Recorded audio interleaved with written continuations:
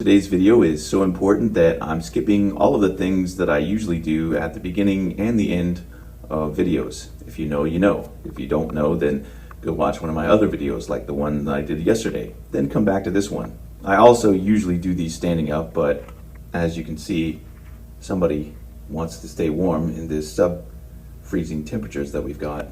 All right, well, Mikey decided to get down, so the deed is done. The mark has been grifted, and this is unlike anything that we felt in 2016. What I'm feeling right now is something closer to watching the second plane hit the Twin Towers and realizing that this wasn't a freak accident. We are in incredibly dangerous times. I know some of you have disagreed with me about some of my messaging, particularly where it pertains to pushing shit in or kicking ass or whatever you want to call it. I do not now, and I will not ever hold that against you. The door is always open for most of you. I can't really help anybody that caught a ban because those are extreme cases and I'm just not going to allow that type of mentality to jeopardize our community. 1 year ago today, the vast majority of you watching this video didn't ever think that this country would be where it is today. A treasonous insurrectionist and convicted felon getting reelected after losing a bid for reelection, and the guy who bought his election, a sociopathic, thin-skinned piss baby whose daddy made a fortune off the backs of slave labor in apartheid Africa, giving a fucking Sieg Heil salute more than once. 1 year ago today, the tens of thousands of people subscribed to this channel or to our other social media didn't know who the fuck we are. You didn't know Big Sarge. You didn't know about the Fam of Liberty. But at some point, probably between June 2024 and today, you saw a video from a bearded, angry veteran guy who maybe you thought was MAGA. And then suddenly you were like, wait, no, okay, this is great, or whatever. I appreciate that. Some of you disagree with some of the things that I've said. That's fine. You can disagree. You can even take your ball and go home if you feel that strongly about it. Some of you have already done that. It's lamentable, but it happens. I will still be here when you decide you want to come back if you feel that's what you need is a place to belong again, or you feel a common vein of protection and camaraderie. Because we are in the darkest times this nation has seen in 160 years. I'm telling you this because right now, whether you're in the Fam of Liberty or you want to go your own way and fight back harder in a different manner, you should know that the 119th Congress, which is the current sitting session for 2025 and onward, has put forth 2025 House Resolution 26, which aims to classify Antifa as a terrorist organization. Now, most of you already understand that Antifa is a loose collection of activists and agitators without any real semblance of command and control or a formal organization. But that doesn't matter to the right-wing fascists. In case you didn't get the fucking message in 2016 when Kellyanne Conway busted out the term alternative facts. They always need to be someone's victim. They always need a them to be the bogeyman for their us. One day, they might classify Sons of Liberty as a terrorist organization simply because we dare to resist and we dare to be ungovernable and non-compliant. When they do that, I am reminded of the Martin Niemöller poem, "When they came for me, there was no one left to speak up for me." So today, we're going to have what I like to call a come to Jesus meeting. Some people refer to this as a gut check moment. In yesterday's video, I led off with what I call a cold opening, and I talked about the myth that social media radicalized everyone by telling them only violence would solve things. And I also talked about the myth that radicalization involves violence. I spoke on this for about maybe 2 minutes, and I got some pushback from both sides of that argument. I'm not going to repeat myself, so here's the video card for you to click and watch, and I'll include this video card in the timestamp so that you know where to come back to so that you don't have to watch this part again. First and foremost, let me be clear up front. The Sons of Liberty organization and its members, aka the Fam of Liberty, is a non-violent organization. I'm saying this for several reasons, chief among them, the past few days there have been a couple of fucking dipshits showing up in my comment sections or on Blue Sky, all feeding off of each other, and they follow each other. One of these clowns claimed to be a researcher but said that when he looked at our content for many long minutes, he couldn't figure out if we were like the Proud Boys or what. Naturally, I mocked him soundly before I blocked him. I'm not here to win the hearts and minds of fucking morons who'd rather eat their own than focus on the real opposition. It's not for me to point out to you where the wheels fell off of your ideological wagon. I can explain it to you, but I can't understand it for you. I'm also highlighting our stance because on Discord I've gotten some pushback from a small minority of people who think that we are, in fact, espousing violence. We do not. I had thought that I'd made this clear countless times, but evidently I keep having to repeat myself, and it takes time away from things that I could better concentrate on. Now, having said that, I can see that there might be some mixed messaging when I tell you that you should be prepared for and comfortable with violence. When I say this, I say it from the perspective of a combat veteran. I also said this in a video about Nick Fuentes and Your Body, My Choice, that you should absolutely throw hands on a motherfucker who's trying to force themselves on you. And I said that whilst violence isn't the answer, it is an answer. So today we're going to talk about violence, and maybe you'll have a clearer understanding of when, if ever, to use it. When I was a kid, my father told me something along the lines of, I'll be mad at you if you start a fight, but I will never be mad at you for sticking up for yourself and trying to end a fight. This is more or less the kinder, gentler version of fuck around and find out, or its stronger sibling, which, as I like to occasionally say, fuck around and fatally find out. In 1962, John F. Kennedy famously said, "Those who make peaceful revolution impossible will make violent revolution inevitable." Kennedy, a Democrat and widely considered at that time to be pretty progressive by the standards of the day, was also a combat veteran. And finally, dating back to the 3rd or the 4th century Roman times, pray for peace, prepare for war. It's prudent to be hopeful whilst also being ready for less favorable outcomes. If you're not at this stage, then quite honestly, you haven't been paying attention, and this is not the time for further lapses in vigilance. Are we at the stage where peaceful revolution is impossible? No government or institution can rule without the consent of the governed or the oppressed, as that is the source of nonviolent power. Mahatma Gandhi and Martin Luther King Jr. argued this as well. In that scenario, we are the governed. I don't subscribe to blue anon conspiracy theories that suggest that Donald Trump was not lawfully elected. At any rate, the peaceful transfer of power by a lawfully elected government has been completed, and they did not oppose or stop that transfer. So whilst Donald Trump has been declared the winner, and if you subscribe to the theory that a mandate is the majority, then they don't have a mandate. One theory of democracy is that its main purpose is to allow peaceful revolutions and nonviolent resistance, of which there are many different forms. The idea is that majorities voting in elections approximate the results of a coup. George Lakey wrote in a book in 1973 called Strategy for a Living Revolution, and also in his 1976 work, A Manifesto for Nonviolent Revolution, that there's essentially a 5-point strategy for nonviolent revolution. Stage 1 is education and training and consciousness of why there's a need for nonviolent revolution. Stage 2 is building organizations. Stage 3 is confrontation, which is often in the form of picketing, strikes, sit-ins, boycotts, die-ins, blockades to disrupt businesses, etc. Lakey explicitly states that by putting your body on the line, nonviolent, the rising movement will stop the normal gears of government and business.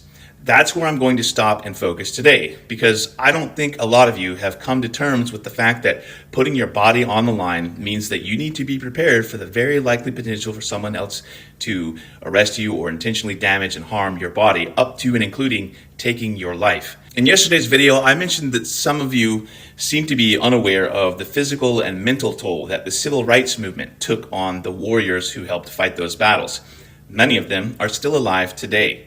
There is a significant difference in being a revolutionary and a reactionary. I hate to sound unhinged, but the resistance that many of you are predicting that we're going to see from liberals in the coming years will get people killed, because the civil rights movement that it's modeled after, as it is taught to all Americans today, is a sanitized version of what people were really doing to resist.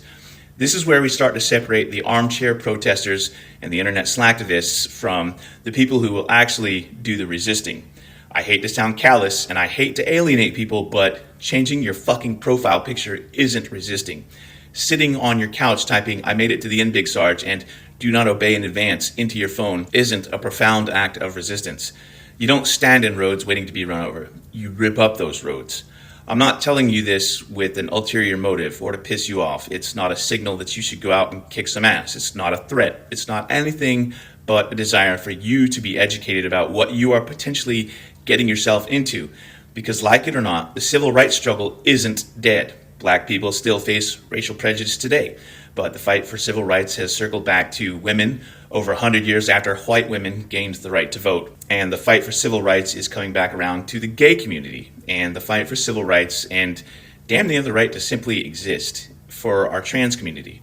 And I hate to sound like a doomsayer, but I predict that civil rights for progressives is going to start eroding, and eventually, like that Miller poem, they'll ultimately come for the non-wealthy conservatives too. So up front, I'm going to say that the power of self-preservation is primeval. It's a base instinct. Some people can overcome it, and those are people who worked really damned hard to be a non-violent pacifist. For everyone else, when the fascists are coming at you bearing arms, Will you surrender, or will you want to defend yourself? And what form of defense will you adopt? Running away, the fight or flight instinct, is a perfectly respectable decision. Sometimes that's the correct call. Sometimes it's the only feasible call. For those of you who say that you're an ally, or if you're like me and say you're not just an ally but an accomplice, for those of you who consider yourselves the sheepdog, maybe you're more inclined to physically resist. And to be clear, resistance is a response and it's a reaction. It's not a trigger for action. You don't roll initiative to resist. It's a reflexive save for all my fellow D&D nerds. People who pay attention to history don't look at 1930s Germany and then put their money on the casual domestic dissenters. Those people were mostly dealt with long before people were being loaded into cattle cars. Jews weren't put into ovens until long after Hitler had locked up and destroyed the dissenters. The idea that Malcolm X was particularly violent is a lie, but the idea that Dr. King was averse to guns is also a lie. Dr. King owned and carried weapons for most of his adulthood, and at the time of his death, he was an avowed pacifist who evolved his stance on gun ownership in the face of overwhelming threats of violence and death directed at him, his family, and all who worked with him in the civil rights movement. But that evolved only after his home in Montgomery, Alabama was firebombed, forcing him to come to terms with vitriolic levels of violence being directed at his family. So clearly, weapon ownership is not for everyone, everywhere, all at once. And again, don't mistake this message for a call to violence. It's not. I've said that violence is an answer, but it's not necessarily the answer. Let me say that again. This is not a call to violence. This is a series of warnings and lessons. It's a warning that should you decide to resist, there may be violence brought to you. This is where you must have your come to Jesus gut check moment. Are you prepared to face those consequences? I am, and I will stand beside you and I will step out in front of you if necessary. If every woman in this country had engaged in a labor strike before the election, I guarantee you the ERA would have been law right then and there. If every person of color who's been demonized by conservatives went out and bought a gun legally, and if they all wore them openly wherever open carry is a thing, there'd be less police shootings, and I guarantee you there would have been meaningful gun control decades ago. In today's times, we like to think that unionization and striking is a more effective form than any other armed militia. But if you go back to the 20s and 30s and look at union strikes, unions used to be armed militias. How do you think they got corporations to negotiate? They were dragging rich people out of factories. They were hanging the entire families from fences. The Pinkertons continued to exist because unions weren't always pacifists. Gilded Age robber barons still made tons of fucking money, but they also gave tons of money to charities, and they publicly and loudly engaged in philanthropy, oftentimes trying to outdo one another because they were afraid of the proverbial torches and pitchforks. The labor movement was violent. Factories would be firebombed and scabs would get beaten up, and that's when they even just made it to work because someone forgot to blow up their car. Every right was bought with the blood of the working class, which today's smug liberals often feel superior to. You don't fucking ask them for freedom. You demand it. You take it. Sometimes that involves a lot of hard work like protesting and resistance and not complying and doing other things. And when they refuse you that freedom, when they won't give it to you, then you fight. Sometimes countries or a body of people can achieve that without bloodshed.